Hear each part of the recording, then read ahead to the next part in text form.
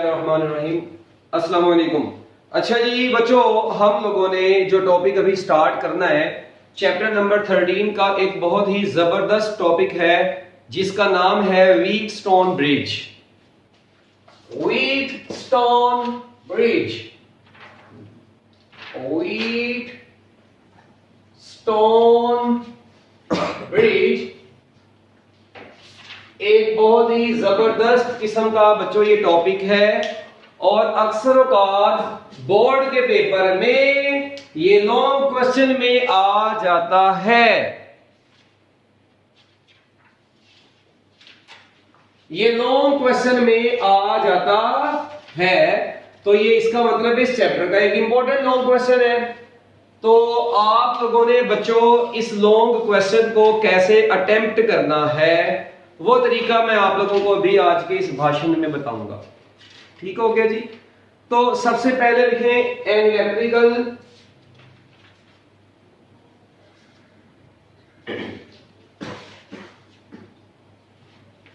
Circuit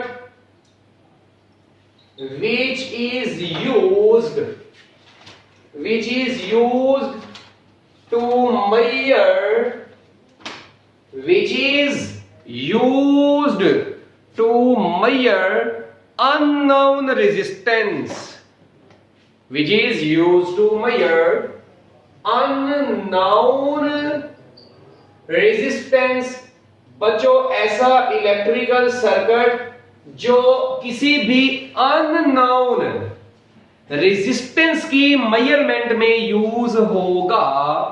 बच्चों हम लोग ऐसे ब्यूटीफुल सर्किट को क्या बोलेंगे? व्हीटस्टोन ब्रिज बोलेंगे। अब देखते हैं कि कैसे से अननोन रेजिस्टेंस कैसे मालूम होती है। इसके बाद बच्चों आप लोगों ने हेडिंग बनानी है इसकी कंस्ट्रक्शन की, कि ये सर्किट को कंस्ट्रक्ट कैसे करते हैं। बच्चों आप लोगों के पास टोटल 4 रेजिस्टर्स होंगे, 4 रेजिस्टर्स होंगे, एक R1, एक R2, एक R3 और बच्चों एक R4। आपके पास टोटल व्हीटस्टोन ब्रिज सर्किट के 4 रेजिस्टर्स होंगे, R1, R2, R3, R4। अब इन चारों में से बच्चों R1 फिक्स्ड वैल्यू का हुआ करेगा यानी नाउन होगी, R2 भी फिक्स्ड वैल्यू का हुआ करेगा, ये भी आपको नाउन हुआ करेगी। R3 जो है बच्चों ये वेरिएबल रेजिस्टेंस हुआ करेगी और R4 जो है बच्चों इनमें से वो अननाउन हुआ करेगी, जो कि हम लोगों ने मालूम किया करनी है। ये सर्किट में टोटल 4 रेजिस्टर्स बच्चों यूज होते हैं, R1, R2, R3, R4 और इनके मैंने आगे आगे लिख दिया। अभी तो पार्टी शुरू हुई है, आगे आगे देखो होता है क्या। उसके बाद एक चरसी गैल्वानोमीटर चाहिए, एक अदर 1 गैल्वानोमीटर। इसको लगाना कैसे है वो भी बताता हूं और इस गैल्वानोमीटर की रेजिस्टेंस Rg होगी। उसके बाद बच्चों आप लोगों को एक सोर्स ऑफ एक सेल या एक बैटरी की जरूरत पड़ेगी, सोर्स ऑफ ईएमएफ जिसको बोलते हैं सेल या एक बैटरी की जरूरत पड़ती है। लो जी बच्चों, ये है आपका व्हीटस्टोन ब्रिज का थोड़ा सा इंट्रोडक्शन। अब जो बातें मैं आप लोगों को बताने लगा हूं इनको जरा आप लोगों ने मजीद गौर से सुनना है। देखें बच्चों इसका सर्किट ड्रॉ करते हैं। अब इसका क्या ड्रॉ करेंगे? Circuit diagram. चलो जी बच्चों व्हीटस्टोन ब्रिज का सर्किट बनाओ। बच्चों क्या बनाना है हम लोगों ने? सर्किट बनाना है। क्या बनाना है? सर्किट। तो इसका सर्किट कैसे बनेगा? ये देखो आप लोगों के पास एक रेजिस्टेंस, 2 रेजिस्टेंस, 4 रेजिस्टेंस, ऐसे टोटल 4 रेजिस्टर्स लगाने हैं। ये कॉर्नर्स है इसके, मैं इनको जरा रेड कलर के ब्यूटीफुल डॉट से रिप्रेजेंट कर देता हूं अगर आप लोगों की इजाजत ना भी हो। ये बच्चों ये टोटल मैंने 4 कॉर्नर्स बना दिए हैं इसके। क्या ये और ये एक दूसरे के एडजेसेंट कॉर्नर्स हैं या ऑपोजिट? तो आपका आंसर होगा कि एक दूसरे के एडजेसेंट कॉर्नर्स हैं। ये दोनों एक दूसरे के एडजेसेंट साथ जुड़े हुए। क्या ये और ये एक दूसरे के एडजेसेंट हैं? नहीं, ये ऑपोजिट कॉर्नर्स हैं। ये और ये भी ऑपोजिट कॉर्नर्स हैं। तो बच्चों याद रखिएगा, व्हीटस्टोन ब्रिज के सर्किट की पहचान जो आपको बताने लगा हूं वो ये है कि कोई से दो ऑपोजिट के दरमियान में गैल्वानोमीटर लगा देना है। हो भाई, कोई से दो ऑपोजिट के दरमियान में गैल्वानोमीटर लगा दें और बाकी दो ऑपोजिट के साथ एक सोर्स ऑफ ईएमएफ लगा दो, एक बैटरी लगा दो, एक सेल लगा दो, जिसकी जरूरत है वो लगा दो। ये देखो, दो ऑपोजिट के साथ गैल्वानोमीटर तो बाकी दो ऑपोजिट के साथ एक सोर्स लगाएंगे। This circuit is known as actually bridge circuit. This is the identification of bridge circuit, जो कि मैं आपको भी इसका बताया है। अब अगली बात बच्चों करते हैं। अब नेक्स्ट बात क्या है बच्चों? ये रेजिस्टेंस को मैं नाम दे देता हूं R1 का, ये R2, ये R3 और ये R4। अरे वो गुंगो 4 रेजिस्टर से R1, R2, R3, R4 मैंने लगा दिए। ओके, अब बच्चों मैं इधर से इनको अटैच कर देता हूं एक ब्यूटीफुल बैटरी के साथ ऐसे, और रास्ते में अगर आप लोगों की इजाजत हो तो एक स्विच भी लगा दें जिससे सर्किट में करंट को कंट्रोल करेंगे। So this is your circuit diagram of Wheatstone bridge. Just draw on your pages. Hurry up, minute लगाओ यार, जल्दी जल्दी करो ना, इतनी देर क्यों लगाते हो? बैटरी का बस ख्याल रखना है, ठीक है? हमारी बुक वाले ने मेरा ख्याल है नेगेटिव इधर लगाया है, पॉजिटिव इधर लगाया है, तो आप लोग इसको चेंज कर दो। ये लो, हालांकि इससे मसला कोई नहीं है, रिजल्ट तो आता है भाई, मगर जिस तरह आप लोगों की किताब में दिया गया उस तरह कर देंगे तो वो थोड़ा ज्यादा प्रेफरेबल होगा। ये लो जी, this is negative, this is positive terminal. Switch अब इधर लगा, मैंने इधर लगाया, बुक में उधर लगा, परेशानी वाली बात कोई नहीं है। इनके नाम देते हैं अल्फा, बहू, चार्ली, डेल्टा, है ABCD। बच्चों मैंने इनके कॉर्नर्स को नाम दे दिए बुक के मुताबिक। ओके, लो जी बच्चों, अब आप लोगों ने जो चीज यहां पर समझनी है, मैंने आपको बताया था 4 रेजिस्टर्स हैं, R1, R2, R3, R1 और R2 फिक्स्ड वैल्यू के होंगे, आपको मालूम होंगे। R3 अननोन होगा, R4 अननोन होगा, R3 वेरिएबल होगा। इसको हम लोग एडजस्ट कर सकते हैं, ये रियोस्टैट के तौर पे करें, इसके रेजिस्टेंस को कम या ज्यादा कर सकते हैं। अब बच्चों मैंने यहां पर कर दिया स्विच को क्लोज। मैंने बच्चों यहां पर इस स्विच को किया क्लोज। इसको क्लोज करने का मुझे क्या फायदा हुआ यार?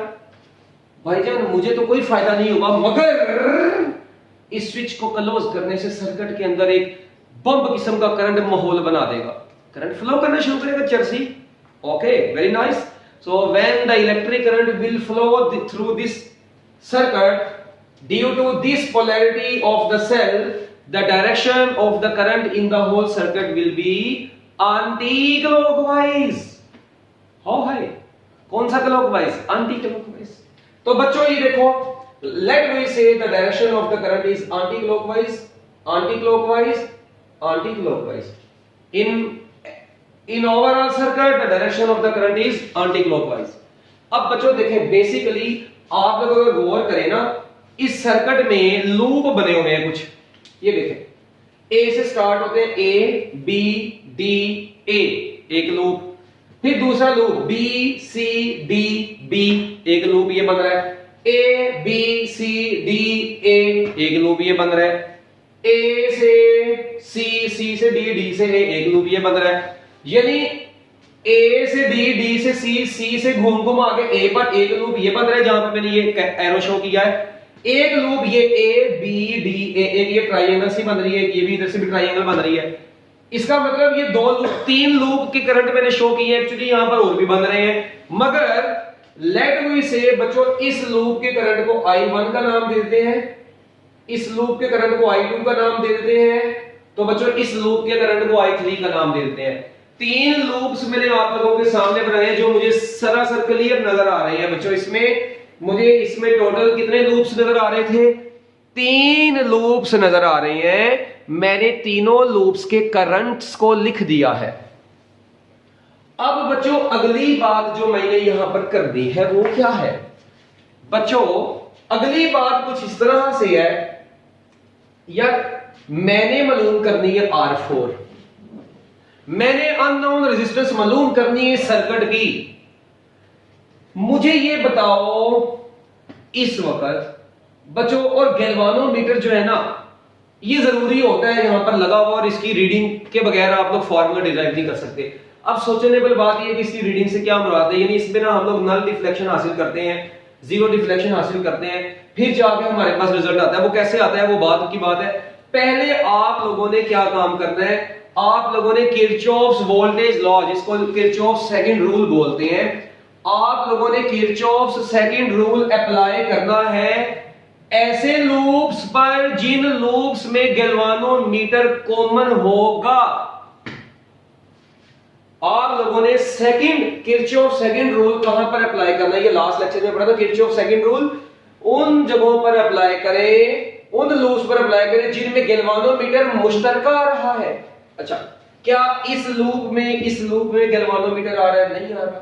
इसका मतलब ये क्या कांटा लगा। इधर देखो, इस लूप में गैल्वानोमीटर आ रहा है, इसके साथ लिंक कर रहा है, बिल्कुल कर रहा है। क्या यही गैल्वानोमीटर इस लूप के साथ लिंक कर रहा है? बिल्कुल कर रहा है। इसका मतलब है गैल्वानोमीटर जिन दो लूप्स के साथ इन कांटेक्ट है, एक्चुअली उनके दरमियान में कॉमन है। हम लोग उन लूप्स की इक्वेशन लिखेंगे। अब बच्चों मैं इसको नाम दे देता हूं यार, क्योंकि I1 जिसमें लिखा है इसको मैं नाम देता हूं लूप 1 का, और जहां पर मैंने I2 लिखा है बच्चों इसको मैं नाम देता हूं लूप 2 का। अब आप लोगों ने बच्चों KVL लिखनी है, लिखे KVL equation, KVL Kirchhoff's voltage law for loop 1।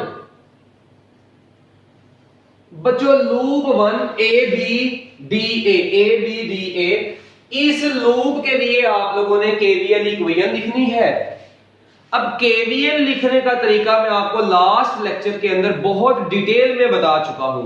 मैंने इसके रूल्स भी आप लोगों को बताए थे कि रेजिस्टर का जो पोटेंशियल चेंज होगा वो नेगेटिव लेना है। तो ये देखो, चलो बताओ किधर से शुरू करें। करंट एंटी क्लॉकवाइज है, इसलिए हम लोग चलो B से एंटी क्लॉकवाइज डायरेक्शन में घूमते घूमते B पर आते हैं।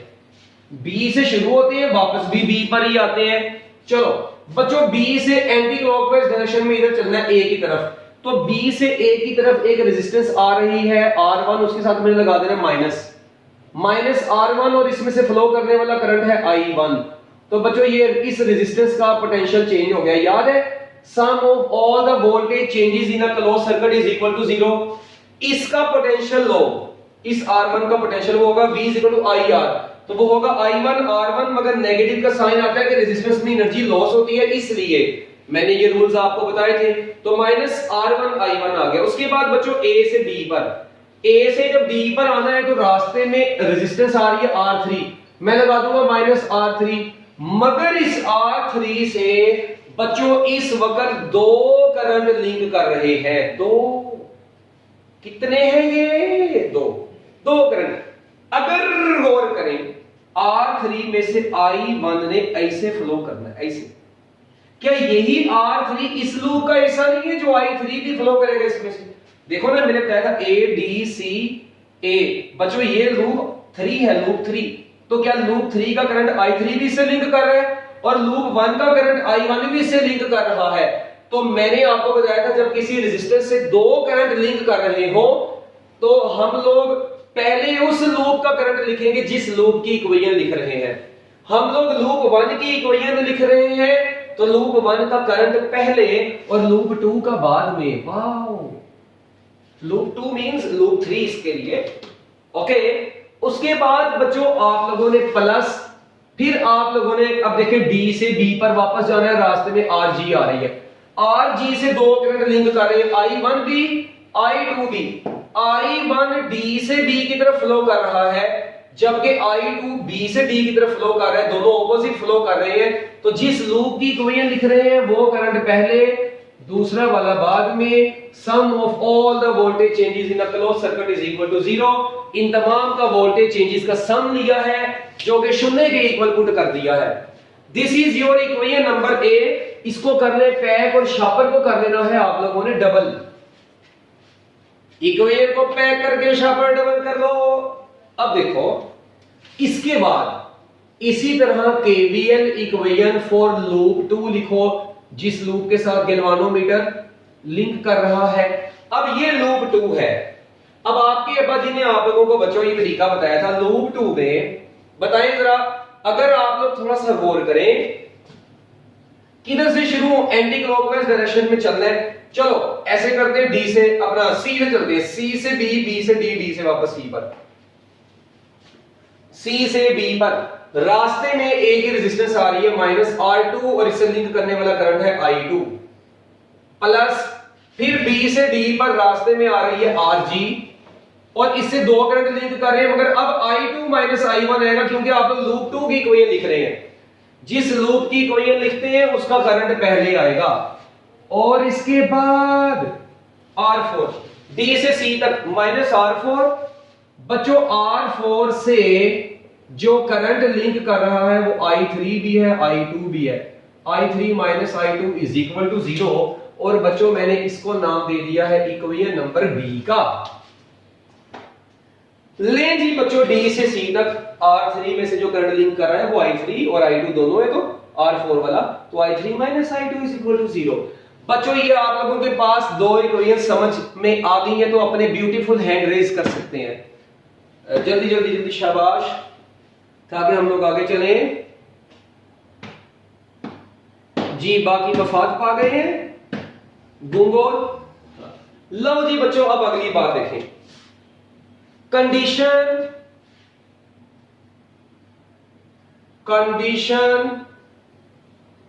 Of null deflection. बच्चों इधर ना आप लोगों ने एक हेडिंग बनानी होती है, condition of null deflection. Zero deflection आप लोगों ने हासिल करनी है। यहां पर जीरो डिफ्लेक्शन किस में हासिल करनी होती है? गैल्वानोमीटर में नल डिफ्लेक्शन की कंडीशन आप लोगों ने लेकर आनी होती है। बच्चों मेरी बात सुने, R1 R2 नाउन है, फिक्स्ड है, R3 अननोन है, वेरिएबल है, R4 मालूम करना है। बच्चों मेरी बात सुने, आप लोगों ने R1 R2 R3 को ओवरऑल ऐसे एडजस्ट करना होता है। बच्चों सुने, adjust R1 R2 and R3। बच्चों R1 को, R2 को और R3 को ऐसे ओवरऑल इनकी ऐसी वैल्यूज एडजस्ट करें so that galvanometer gives zero deflection.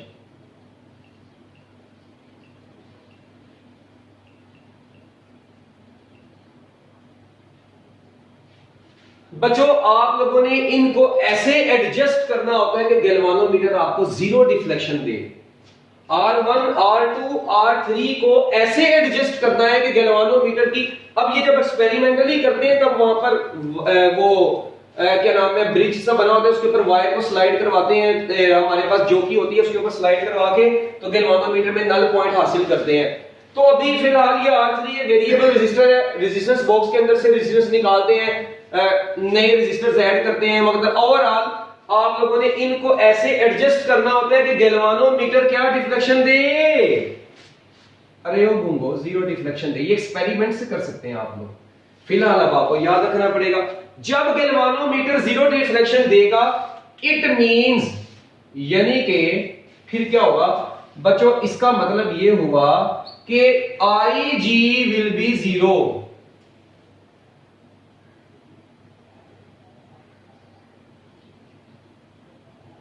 इसका मतलब है बच्चों गैल्वानोमीटर का करंट जीरो हो गया। और बच्चों जब गैल्वानोमीटर का करंट जीरो होगा तो बच्चों क्या मैं कह सकता हूं कि I1 I2 भी जीरो होगा। गैल्वानोमीटर से दो ही तो करंट लिंक कर रहे हैं, I1 और I2, तो it means I1 I2 basically zero है यार। गैल्वानोमीटर से I1 भी I2 भी। कई बच्चे कहेंगे सर जी I2 माइनस I1 क्यों नहीं किया? यार कर लो I2 माइनस I1 भी, बात एक ही होगी। I2 माइनस I1 जीरो कर लो या I1 माइनस I2 जीरो कर लो, दोनों से जो आपका रिजल्ट निकलेगा वो यही निकलेगा कि I1 is equal to I2। जो मर्जी कर लो, गैल्वानोमीटर का करंट उसी वक्त जीरो होगा जब उसके टर्मिनल से गुजरने वाले दोनों करंट इक्वल होंगे मगर डायरेक्शन भी ऑपोजिट होंगे, तब गैल्वानोमीटर नल डिफ्लेक्शन देगा। और बच्चों ये उसी वक्त नल डिफ्लेक्शन है कि एक दूसरे के इक्वल होंगे, और ये इक्वल उस वक्त होंगे जब ये रेजिस्टेंस को ऐसे एडजस्ट किया होगा। इन रेजिस्टेंसेस को एडजस्ट करना होता है, ठीक है। कई बुक्स में लिखा हुआ है जी R3 को एडजस्ट करते हैं, तो ऑब्वियसली बात है R1 और R2 तो फिक्स है, तो R3 को ऐसे एडजस्ट करना होता है कि गैल्वानोमीटर नल डिफ्लेक्शन दे। जब वो नल डिफ्लेक्शन दे देता है बच्चों, ये नल डिफ्लेक्शन की कंडीशन आ गई है। इस कंडीशन को आप लोगों ने पुट करना होता है अब आगे से equation number A and B में। ये ले, अब आप लोगों ने बच्चों इनको इक्वेशन नंबर A और B में पुट कर देना है इस कंडीशन को। अब इसको पुट करने का फायदा क्या है? देखिए, जहां जहां पर A और B इक्वेशन में I1 नजर आ रहा है वहां वहां पर I2 पुट कर देना है। अब जहाज किस्म के लोगों ये ना हो पता लगे जहां पर I1 है वहां पे I2 पुट किया हो, जहां पे I2 है वहां पे I1 पुट किया हो, दोबारा इक्वेशन वही बनी हो, बस थोड़ी सी चेंज हुई हो। वो ऐसी हरकतें नहीं करनी। I1 को I2 से रिप्लेस करो या फिर पूरा I2 को बस I1 से रिप्लेस करो। और दोनों को रिप्लेस कर दोगे तो फायदा क्या करोगे? कुछ भी नहीं होगा फिर भी। तो ये देखें, नाउ जब इसको बच्चों हम लोग इक्वेशन नंबर A में पुट करेंगे तो मैं इधर लिखता हूं equation number A will become, ये देखो इक्वेशन नंबर A की सूरत हाल क्या बन जाएगी, इसकी शक्ल क्या बन जाएगी? इक्वेशन नंबर A की शक्ल क्या बन जाएगी बोलो बच्चों? ये कुछ इस तरह की बनेगी, I1 की जगह पर I2, डन हो गया। चलो, माइनस R1 I2 एक बार, प्लस माइनस R3 I1 की जगह पर I2 तो I2 minus I3, plus minus RG I1 की जगह पर I2 तो I2 minus I2, bracket close is equal to 0। अरे ओ बच्चों मजे की बात देखो, I2 चरसी I2 से गया नहीं गया? गया। Minus R1 I2 plus minus R3 I2 minus I3 is equal to 0 आया हो है। अच्छा बच्चों, ये माइनस में उधर जाके प्लस हो जाएगा, minus R1 I2 is equal to R3 I2 minus I3। बच्चों मेरे पास ये इक्वेशन आ गई है। ऐसे मैंने इक्वेशन नंबर A को सॉल्व किया और मेरे पास ये जो इक्वेशन आई है इसको मैं A प्राइम का नाम दे देता हूं। बच्चों मेरे पास जो इक्वेशन आई मैंने इसको A प्राइम का नाम दे दिया है। अब ये minus R1 I2 is equal to R3 I2 minus I3 आ गई। चलो जी कर लो इसको नोट, शाबाश, जल्दी जल्दी करें बच्चों, जल्दी जल्दी।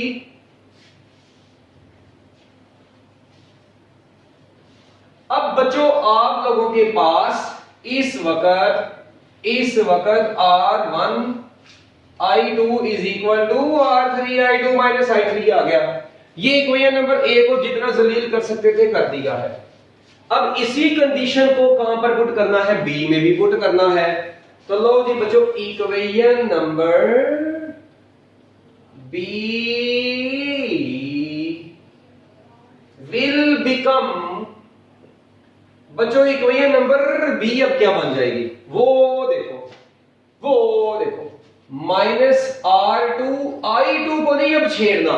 मैंने बोला था I1 की जगह पर I2, तो इधर I2 ऑलरेडी, इसको नहीं छेड़ना। इधर I1 की जगह पर I2 पुट करना, इधर भी कुछ नहीं छेड़ना। ये लो, plus minus RG I2 minus I2 plus minus R4 I3 minus I2 is equal to 0। इधर से बच्चों ये I2 से कट गया, minus R2 I2 plus 0 plus minus R4 I3 minus I2 is equal to 0 बच गया। फाइनली माइनस R2I2 इधर ही रहा, जीरो खत्म हो गया, ये उधर जाएगा, जब ये उधर जाएगा तो ये प्लस हो जाएगा I3 माइनस I2। ये आप लोगों के पास जो इक्वेशन आ गई है बच्चों, आप लोगों ने इसको नाम दे देना होता है इक्वेशन नंबर बी प्राइम का। अरे ओ गुंगो, इसको किसका नाम देना है? बी प्राइम का नाम देने का है। जब आप लोगों ने इसको बी प्राइम का नाम दे दिया, finally divide equation number A prime and B prime. लो जी बच्चों, अब आप लोगों ने ए प्राइम और बी प्राइम को डिवाइड करवा दिया, तो देखें ए प्राइम कितना है, माइनस R1I2। इसकी लेफ्ट हैंड साइड को इसकी लेफ्ट हैंड साइड से डिवाइड करवा दें, R2I2 इज इक्वल टू, बच्चों इसकी राइट हैंड साइड क्या है, R3I2 माइनस I3, और इसकी राइट हैंड साइड क्या है, R4I3 माइनस I2। बच्चों एक बड़ी बम्ब बात यहां पर ये है, I2 से गया, माइनस माइनस से गया, ये इससे गया, तो आप लोगों के पास फाइनली क्या बच गया, R1 बटा R2 is equal to R3 bye R4। तो ये देखो, ये जो फार्मूला आप लोगों की निगाहों के सामने आया है, ये जो फार्मूला आप लोगों की निगाहों के सामने आ चुका है, इस फार्मूले ने आपकी जिंदगी में सुकून लाना है।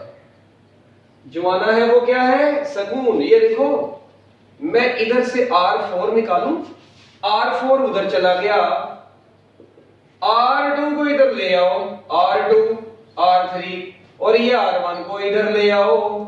चलो अब मुझे ये बताओ, R1 मैंने आपको शुरू में बोला था फिक्स्ड है, पता है, R2 पता है, R3 की जिस वैल्यू पर गैल्वानोमीटर ने जीरो डिफ्लेक्शन दी होगी वो वैल्यू इधर पुट कर देना।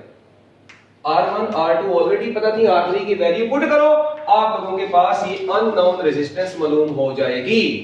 सो that was your Wheatstone bridge circuit which is used to measure the value of unknown resistance. जी बच्चों, यहां तक समझ आ गई तो हैंड रेज कर दें। आपके टेक्स्ट बुक के मुताबिक ये सारा खत्म हो चुका है, आपकी टेक्स्ट बुक के मुताबिक बच्चों ये सारा खत्म हो चुका है। अब मजीद आपकी टेक्स्ट बुक में इसके बारे में नहीं कुछ लिखा, हाँ मगर ऑक्सलेट एकेडमी ऑफ साइंस के हवाले से, ठीक है, मैं आप लोगों को इसके अंदर से कुछ 2-3 पॉइंट्स बताऊंगा जिनको आप लोगों ने बड़े अच्छे तरीके से अपने दिमाग में रखना है। ठीक है जी बच्चों, बताऊं फिर। ये देखें बच्चों, देखें व्हीटस्टोन ब्रिज की मैंने आपको एक तो पहचान बता दी कि अगर दो ऑपोजिट के दरमियान में गैल्वानोमीटर लगा होगा तो बाकी दो ऑपोजिट के साथ क्या लगेगी, बैटरी लगेगी। एक तो ये बात डन हो गई, ठीक है। अच्छा अब अगली बात, इसका एक 2 नंबर तरीका भी है, R1 ओवर R2 को ऐसे। बच्चों आपके पास जो रेजिस्टेंसेस होती है ना, ये देखें जरा ब्रिज में लगी हुई, ये बच्चों आप लोगों के पास रेजिस्टेंसेस हैं ऐसे, ये ऐसे। एक शॉर्टकट बच्चों इसका ये, अगर ये 5 ओम हो, ये सारी 5-5 ओम की हो, 5 ओम 5 ओम, ये सारे रेजिस्टर बच्चों 5-5 ओम के हैं। ये भी 5 ohm 5 ohm 5 ohm 5 ohm 5 ohm. What will be the equivalent resistance? तो बच्चों कहते हैं बताओ इस सर्किट की इक्विवेलेंट रेजिस्टेंस क्या होगी जी। अब यहां पर कोई भी परेशानी वाली तो बात है नहीं है बच्चों। देखें तरीका क्या है, मैं आपको बताऊं। क्योंकि व्हीटस्टोन ब्रिज ये है, क्योंकि ये दोनों ऑपोजिट के दरमियान में है, तो ये दो ऑपोजिट के दरमियान में लगी हुई है, दिस इज व्हीटस्टोन ब्रिज। याद रखिएगा बच्चों, व्हीटस्टोन ब्रिज में जो सेंटर वाली रेजिस्टेंस थी मैंने बताया था, उसमें नल डिफ्लेक्शन लेके आनी होती है। एक्चुअली ये खत्म हो गई, ये शॉर्टकट के तरीके बताने लगा, ये खत्म हो गई। अच्छा ये खत्म हो गई, बाकी 5 5 5 5 ये बच गए। अच्छा जब ये लाइन पूरी खत्म हो जाएगी, ये 5 और ये 5 सीरीज में आएंगे, सीरीज में इनका इक्विवेलेंट 10 आएगा। फिर जब ये खत्म हो गई, ये 5 और 5 सीरीज में इनका इक्विवेलेंट 10। बच्चों इन दोनों पॉइंट्स से, मतलब इस लाइन से इस लाइन से ऊपर भी 10 ओम आएगा, नीचे भी 10 ओम आएगा। 10 और 10 का पैरेलल सोल्व करेंगे तो बच्चों आपके पास आंसर 5 ओम आएगा। तो मेरे बताने का मकसद यहां पर यह है कि अब देखें 2 नंबर तरीका क्या है, अगर सारे रेजिस्टर्स सेम वैल्यू के होंगे तो आपका इक्विवेलेंट व्हीटस्टोन ब्रिज का भी वही आएगा जो सारी रेजिस्टेंसेस की वैल्यू होगी। ये एक शॉर्टकट के तौर पे बताया है, ठीक है। अगर ये डिफरेंट होती तो फिर आप लोगों ने क्या करना है, सेंटर वाली खत्म होगी, बेशक ये डिफरेंट भी हो, सेंटर वाली खत्म ब्रिज में इसको इग्नोर कर देना है, बाकी ऊपर वाली दो सीरीज में, नीचे वाली दो भी सीरीज में, उन दोनों सीरीज का जो आंसर आएगा वो आपस में पैरेलल में, बात खत्म। एक ये तरीका है। दूसरा बच्चों, अगर आप लोग पेपर में बैठे हुए हैं और आप लोगों को क्वेश्चन कुछ इस तरीके का आ गया है, ये देखें जरा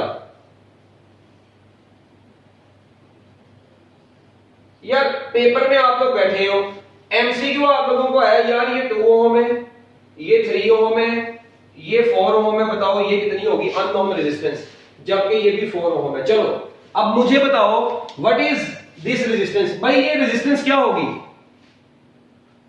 अब आप लोगों को अब नंबरिंग भूल गई है कि कौन सी R1 है, कौन सी R2 है, कौन सी R3 है, कौन सी R4 है, आपको पेपर में बैठे हैं आपको नहीं पता चल रहा। कई दफा ऐसा हो जाता है ना, बंदे को नंबरिंग नहीं भी याद रहती, यार नंबरिंग भूल भी सकती है भाईजान। अगर पेपर में आपको ये R1 R2 R3 की नंबरिंग भूल के टेंशन नहीं लेनी। जी बनाए पहली रेजिस्टेंस के ऊपर ऐसे, ये जी बनाए एक ऐसे ऐसे, ये कि जी, ये पेपर में लिख के आना, वैसे ही बता रहा हूं, जी बनाओ। अच्छा अब मजे की बात सुनो, जब आप लोग इधर जी बनाओगे, जी के यहां से स्टार्ट हो, ऊपर क्या आ रहा है 2, जी के दूसरे टर्मिनल तक जाओ, नीचे 3, फिर आगे ये खत्म होती है ना रेजिस्टेंस इक्वल, फिर ये जी के बाद कहां पर गए हो आप लोग, 4 पे गए हो, और 4 के बाद आप लोग गए हो अननोन रेजिस्टेंस पर। देखो 2/3 is equal to 4 by unknown resistance. तो बच्चों जब ये अननोन रेजिस्टेंस आप लोगों ने निकालनी है, ठीक है, तो अब ये देखो ये 2R इज इक्वल टू, ये 2R इज इक्वल टू 12 आ गया, तो बच्चों ये 2 को उधर ले जाओ तो R इज इक्वल टू 6 ओम आप लोगों का आंसर आ गया। तो ये थी बच्चों एक, ये था एक 2 नंबर तरीका व्हीटस्टोन ब्रिज के सर्किट में अननोन रेजिस्टेंस निकालने का। अगर आप लोग नंबरिंग भूल गए हैं तो ऑक्सले एकेडमी ऑफ साइंस का ये 2 नंबर तरीका आप लोगों को याद रखना पड़ेगा। क्या, Z बनाओ, Z में 2 फिर 3, 2/3 इज इक्वल टू 4 और ये अननोन, तो आप लोगों का 10 आंसर आ जाना है।